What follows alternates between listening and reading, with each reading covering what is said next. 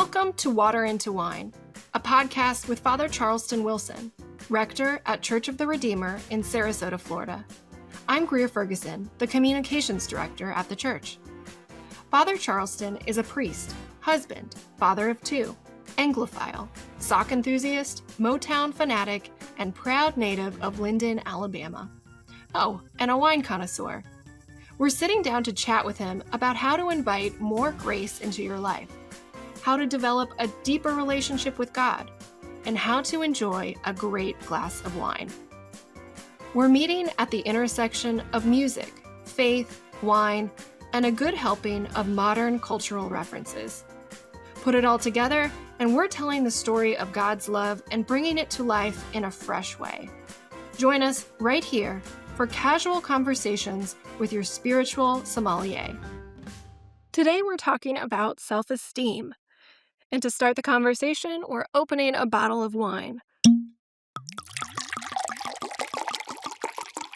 What are we drinking, Father Charleston? Well, Greer, today we have moved to France. We've moved to the southern Rhône Valley.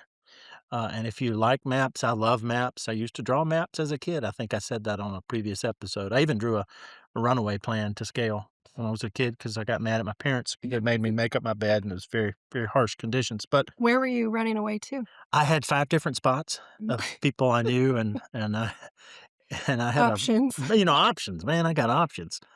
But I love maps. So if you're thinking of France, look between. You always look to Paris, right? So then look down to the right, not the deep south, but let's say south of Lyon and just north of Avignon. And that's the Rhône Valley, which in big chunks, you've got the northern Rhône and the southern Rhône. And in the northern Rhône is usually dominated by a grape called Syrah. And in the southern Rhône, I'm speaking generally, we get a grape called Grenache. This wine is the 2021 from the house of Cayron, and it's from an area called Gigondas, Gigondas. And in the southern Rhône, this is predominantly Grenache, about 80%. It does still have a little Syrah in it, and sometimes they'll mix other grapes like Cinsault and Mourvèdre. And I am just obsessed with it. And they're age-worthy. Southern Rhônes are known for being powerful while simultaneously being fresh. That's sort of the buzzword in all of winemaking now. We might be overdoing it. And hearty, earthy, beautiful. And I can't wait to taste it with you. So the family's owned it for 6 generations too. I like this. Is it an ampersand on the front? So that's their. What is that? Oh, I'll get into that. So there's like a stamp, but inside the bottle it's raised, a shield sort of from inside the bottle. They're doing that because a cousin of theirs, not the cousin of the family, and this will actually relate to the topic, I hope. So maybe I'll save and I'll tell you that in a minute. Okay, all right. Well, should we try it? But now? it's the listener can't see obviously, but it's a embossed raised glass on the inside that has what looks like a family crest. Yeah, like a seal. Yeah. And I'll tell you why in a little bit. Okay. Are we ready to taste it? Oh, born ready. Okay. Swirling. Sitting on ready, rocking on rolls. We always look at it. I know you get tired of hearing that, listener, but we always look at it. It looks fine. I think it's red. It is red, and it's a dark red, almost purple around the edges. Yeah. And now we're going to put our nose in the glass. Smells good. Isn't that beautiful? Sweet. It smells like it's going to be sweet. You smell like blackberries and licorice and things like that? Sure. Yeah, exactly what I was going to say. Intense, red fruits. Now I'm going to taste it.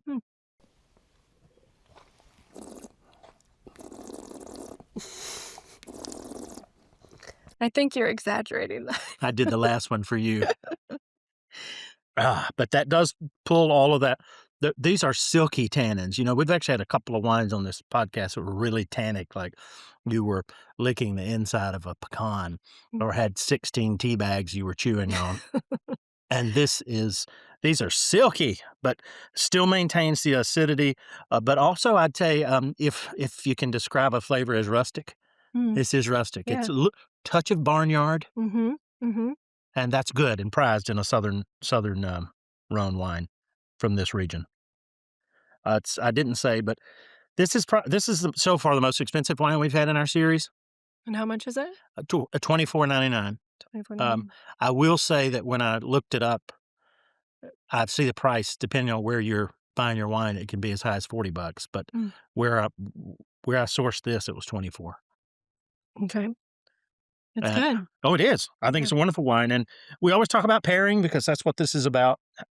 Bringing a little wine into your life, and wine comes with food. They complement each other.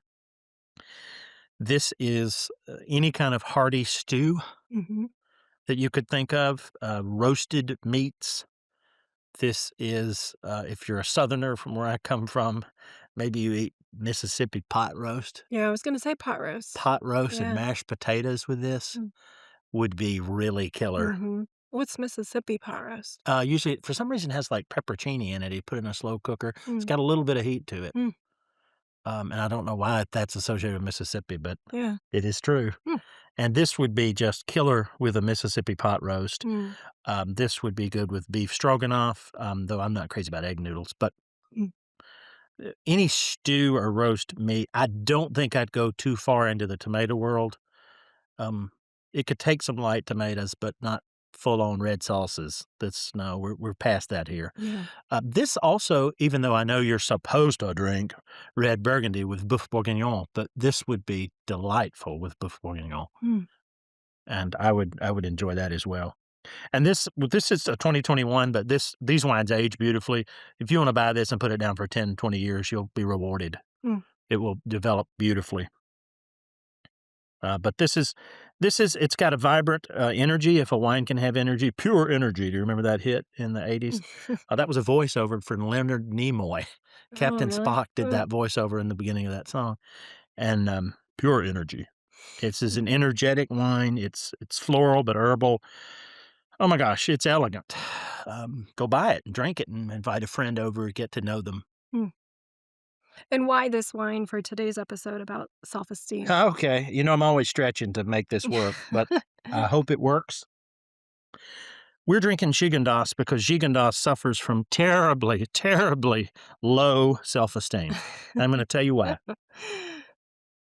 Forever and ever, for centuries, not quite centuries, but from the dawn of the crew system, the ranking system of pieces of land, and how authorities and governments say that what those grapes, the quality level of those grapes, they do that all across Europe. Mm.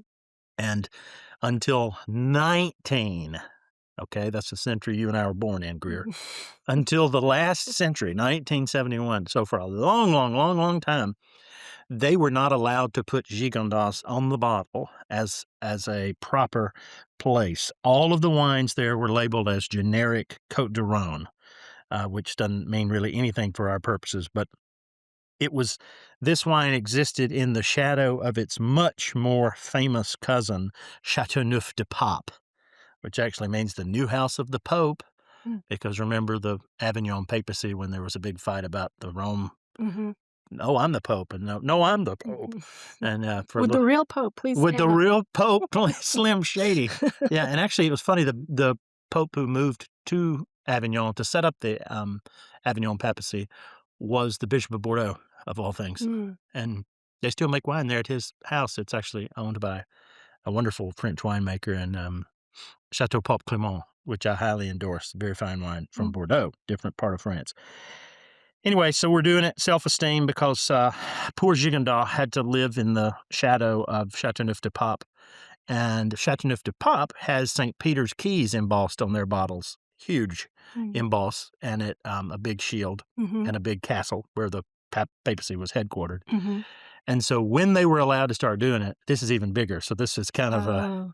once they're building their self-esteem, Yeah, yeah. but it suffers from low self-esteem because it was never appreciated to the level. It was never given top level classification, which would be a cru.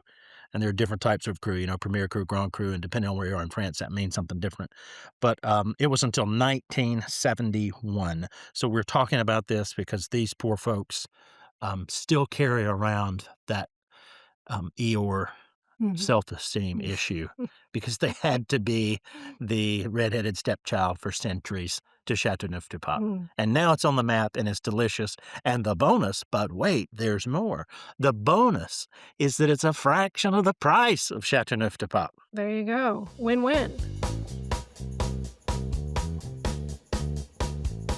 So as Father Charleston mentioned, our topic today is self-esteem, and we are going to talk about what we think of ourselves, what other people think of us, and what God thinks of us. So let's get into it. And maybe we should back up first and talk about what self-esteem is. How would you define it? Self-esteem, the problem with the whole title of this podcast is that it begins with the word self. Hmm. And so transporting self-esteem and talking about it in terms of the church and God and the tradition and the apostles and the saints and so forth is that what we're really trying to discern is how God thinks about us, not which is of infinitely more import than how I see myself. Mm. So self-esteem, which we've titled this episode, is probably the worst title in many ways because it starts with the worst thing, self. Well, that's my fault. I came up with the titles. Oh, yeah, okay. Well, I think we're making it work. We're giving a good go of it. And self-esteem is how you think of yourself. Mhm. Confidence, which I hope we'll get into, or your real identity comes from how God sees you. Mm. So that's a slight difference. And actually, I forgot to tell you that Gigondas actually comes from a Latin word that means joy and joy in existence. Sort of Mm. is the Latin word. The kind of joy that comes from an external validation. And that's what we're gonna hopefully map out a little bit about Mhm. how Mhm. God sees me. So do most people think that God feels something different than we think of ourselves? Well, let me answer that by talking a little bit about people and how we feel when people see us, and then there's a theorist that I want to mention named Charles Cooley, who I think was absolutely right. I've talked about him before and written about him a good bit. I think you may have run across some of it, but I think if I back up for a minute, and if you will admit two things. First off, I think it'll get us going. First of all, I think we all like a little attaboy or a pat on the back, Mhm. little affirmation, Mhm. and maybe hearing that we did well, and particularly if it's somebody we want to impress or somebody in our inner circle.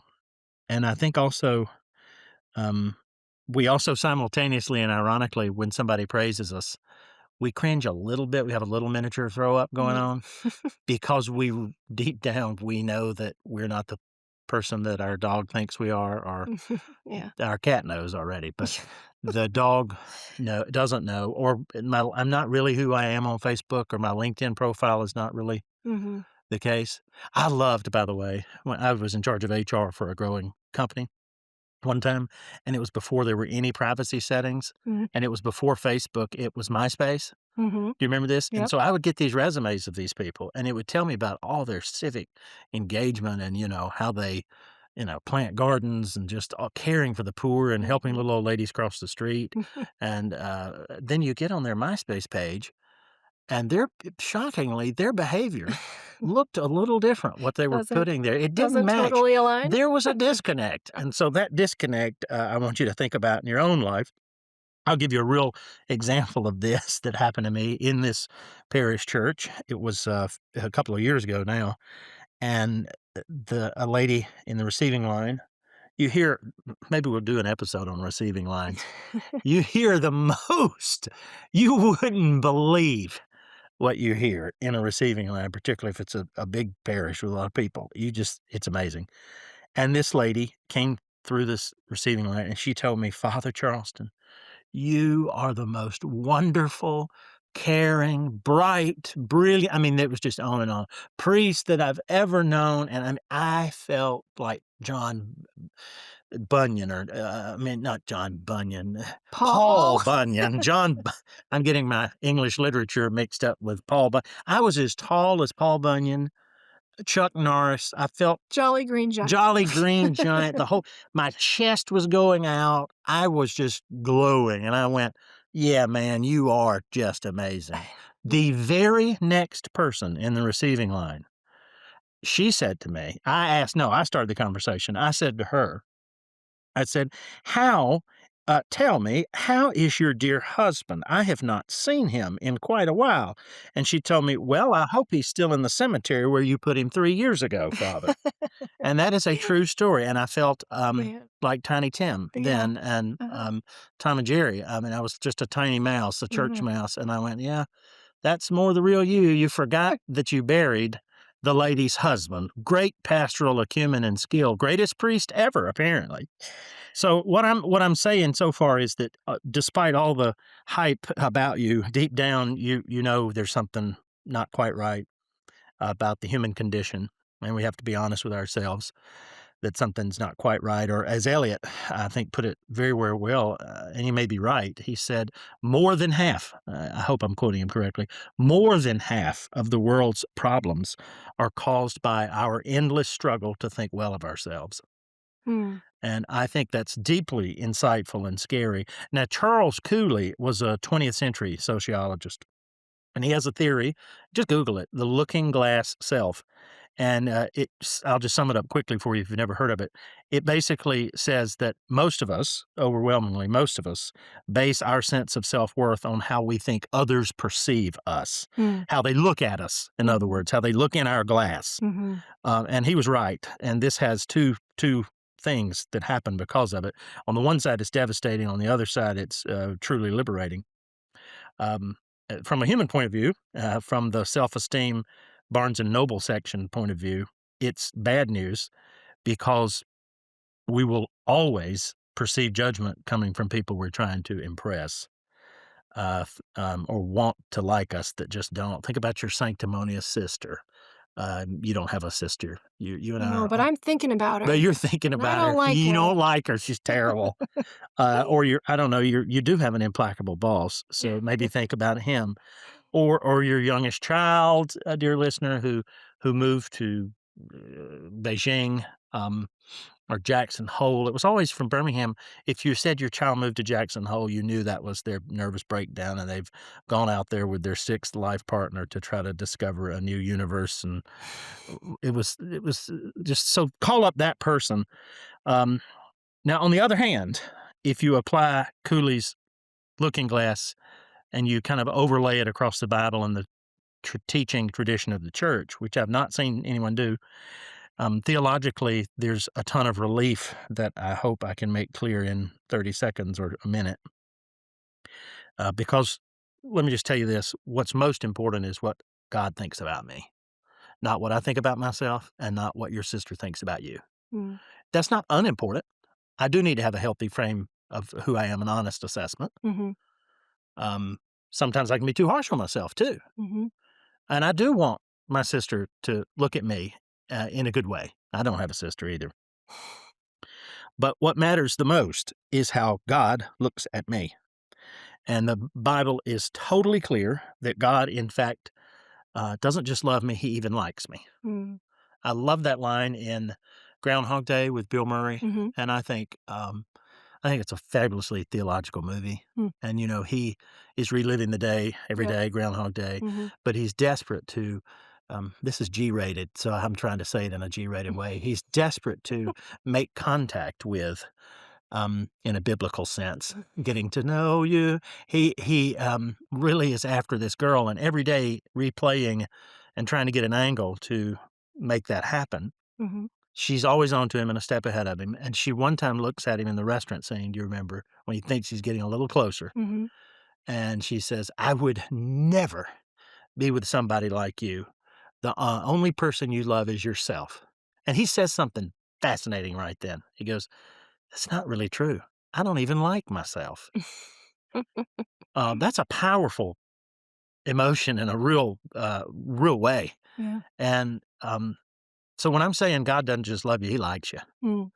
And the Bible makes that clear, so much so that he sent his son to die for you and for me personally. I've said, I think, Romans 5 in every podcast in this series. because I think it's one of the most important verses in the Bible when you're talking about what does God think about me? That God proved his love for us, that while we were yet sinners, Christ died for us. That while we were yet sinners, Mhm. not after we figured it all out, lost 20 pounds, um, and whatever demand. And so it really doesn't matter what my sister-in-law thinks ultimately, because the only voice, the bark, the voice that matters most says, I am of infinite value to God, more than many sparrows, to quote Jesus. And I think that's what real biblical self-esteem looks like, Mhm. to coin a phrase, Mm. which I think is healthy. No, I'm not quite right. Mm. I'm a work in progress, Mhm. but I'm God's work in progress. And he who began the great work, as St. Paul says, will bring it to completion on the day of resurrection.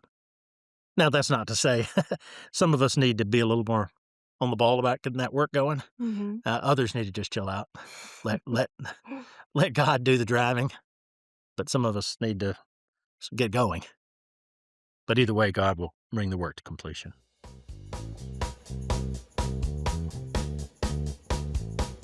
Well, we have a two-part question related to today's topic. And the first part is, if I keep failing, am I disappointing God? And part two of it is kind of the other side of the coin. Does God want me to feel good about myself? So if I keep failing, am I disappointing God? And does God want me to feel good about myself? Okay, so two-part question. Um, if you keep botching it up, are you disappointing God? And does God want me to feel good about myself?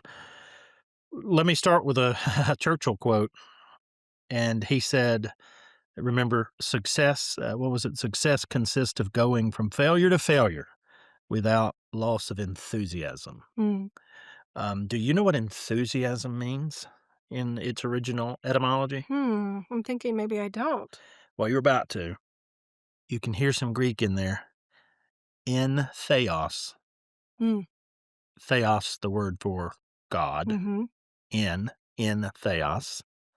So now imagine going from failure to failure without losing your sense of being in God Mm. and surrounded by God and God rooting for you. Mm. As Job says, I know my Redeemer liveth, and I shall see him at the latter day. Mm. And then he says, I love this. Some translations do it as my, and I shall see him as my friend. But I think the King James does it. You'll have to look it up. But one big translation does it, and on my side. Mm. Yeah. He's pleading my case. Mm. Mm-hmm. And he is that. So every time there's a failure, and I don't know, dear listener, what kind of failure you're talking about, whether it's a moral failing or an inability or a marriage. I don't know what you're talking about, but uh, I believe you can go from failure to failure without losing your sense of being in God and God for you and with you, no matter what. His opinion about you is fixed. Mm. It's not changeable. You asked then, what do I think about God wanting you to feel good about yourself? Mm-hmm. I don't know I mean, I don't know, listener, what kind of question that is. If you're asking in the sense that it's like Barnes and Noble self-esteem good, I think that's a little dishonest with just the fact of that, as a friend of mine says, original sin is evenly distributed. Nobody's got the market cornered. Mm-hmm. So you need to have an honest assessment of that you're a sinner in need of a savior, Mm-hmm.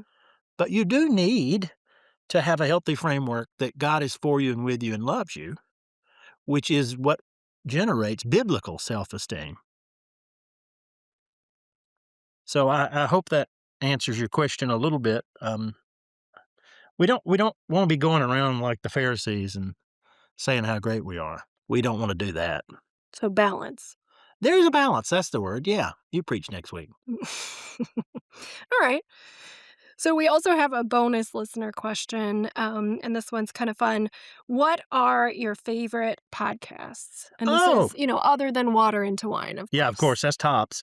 And you got to 5-star that one. But I do listen to podcasts. I love one called Ruthie's Table 4. I think I've referenced it on here before. Yeah. Ruthie Rogers is a restaurateur in London and owns a river cafe, and Mm-hmm. she has the most amazing Rolodex of anybody I've ever known. She Mm-hmm.